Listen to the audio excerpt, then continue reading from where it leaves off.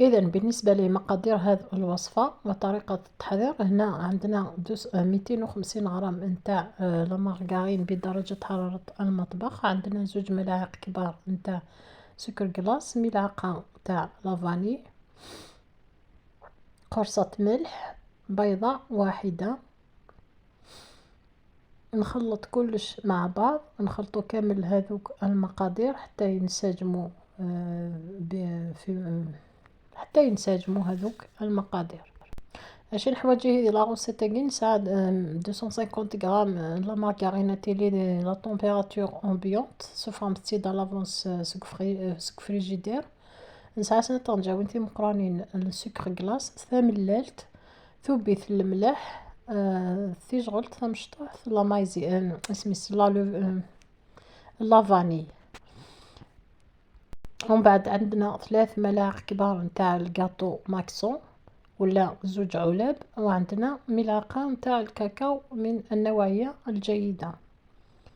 نغديه نسعى 3 فنجاوين في مقرانين الكاطوني ماكسون نغ سنة طبواضين باش نتكسمت لاكريم ني سيت ملال هاك تشغل ثم قرانت الكاكاو. هاد كملم ثلاث سمليلم لاباط نكونت سلفارينة، نكملو نلمو العجينة نتاعنا بالفارينة حتى نتحصلو على عجينة كما راكم تشوفوا القوام نتاعها. اذا بالنسبة للعجينة راح نفتحوها بين 2 ساشيات كما راكم تشوفوا.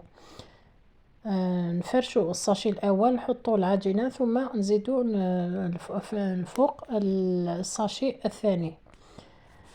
نغديه لاباط اتنوق يرسين يساشيين مكا يدوالمث تاني هي ليزميتيد. ومن بعد تنرتب 180 دوغري الفوغ ذي يشعل الافونس.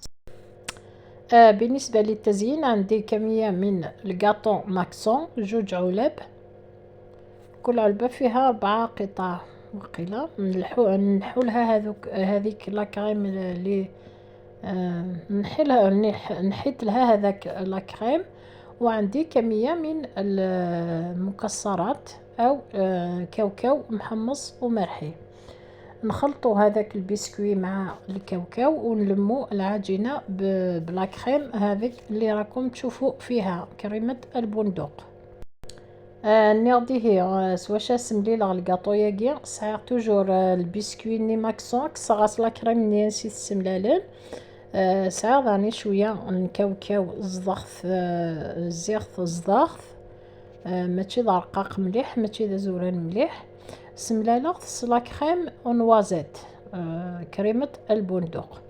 ومن بعد السملالة سنة نتقاطوثين لاكريم ني اد بريباري اما كا توالي. نلصق الكاطو نتاعي ومن بعد ندير لها الكلاصاج.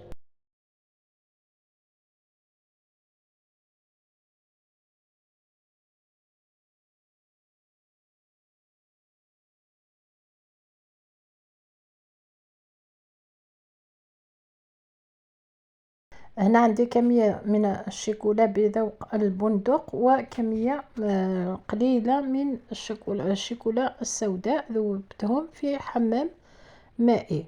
ساعة شوط الشيكولا لقول نوازيت خلطها شوط الشيكولا النوار سبسيغ نتيد ذي الباء ماغي راني غسلت الزيت